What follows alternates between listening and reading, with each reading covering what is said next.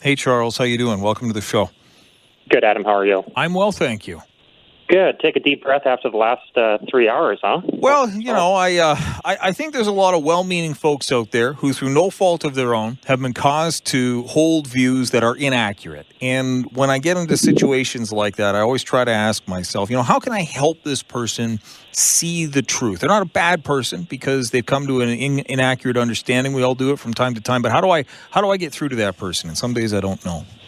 Well, and hopefully just information that they can look at and review. I mean, I'm looking at the housing situation. We've got 18 days to this big end-of-the-month deadline that we're striving for. I'm just looking at some of the factors there, and I want to get your thoughts on it. Sure, Share what they are. Yeah. So, I mean, we've got people that obviously need some supports getting indoors to wraparound services. We've got some people that may not want to go indoors, and hopefully that's few and far between. And then, unfortunately, we've got those that once they get indoors, well, they just fail out of housing, and perhaps we need to start looking more heavily at those complex care facilities. But then again, there's also, the small percentage, and it seems to be a very contentious group where people, do commit crime and they do exist in parks. Yeah. So, I started looking down the path, and we've got shelters that might be opening up at the end of the month. But then we've got shelters that are existingly running at less capacity, and hopefully by, early winter is what I'm told, we might go back to full capacity.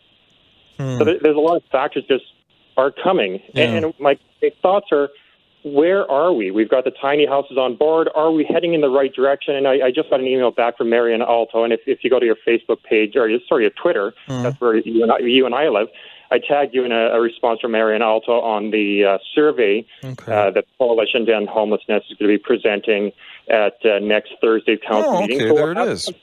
We'll have some feedback from what the homeless provided back to the coalition that they can present to the city. Now, I'm wondering, how does that information get used and then line up with the information that, let's say, we get from Minister Eby versus Del Manic as to what they're seeing on the ground as being the problematic issues on the ground versus what the homeless people perceive that they need to move themselves forward? And where do we merge at the end of this month and 18 days versus the next year, because this is not an overnight problem. So I just wanted to see where you're at on this. This is the August 28th proposal to spend $41,500 to perform what was likened by some to be a census of unsheltered persons. My understanding is the data is 6 to 8 to 7 months out of date anyway, if the survey was actually conducted at that time.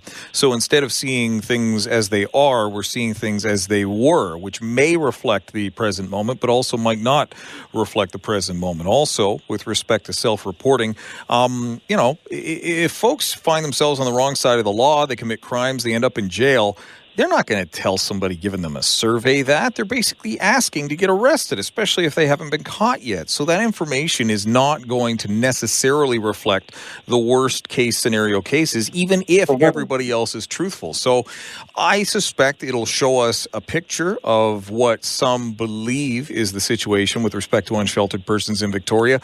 Will it be accurate enough to rely upon? I guess that depends on what we're relying on it for. It'll show us the way that things were, potentially. How useful is that? I'm not sure. I doubt it's worth $40,000, which is what we spent, and that's where I stand on that. I got to run, Charles, but thanks for the call, all right?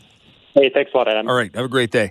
I was calling for this back. Remember, we were all fighting about induced demand back in the summer? I think it's pretty clear that induced demand did, in fact, occur to some degree.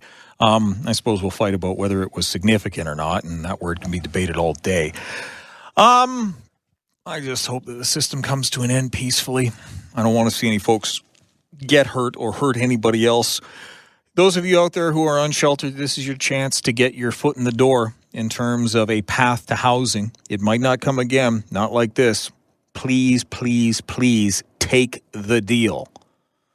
You'll thank me later. Have a good day, everybody. I'll see you tomorrow.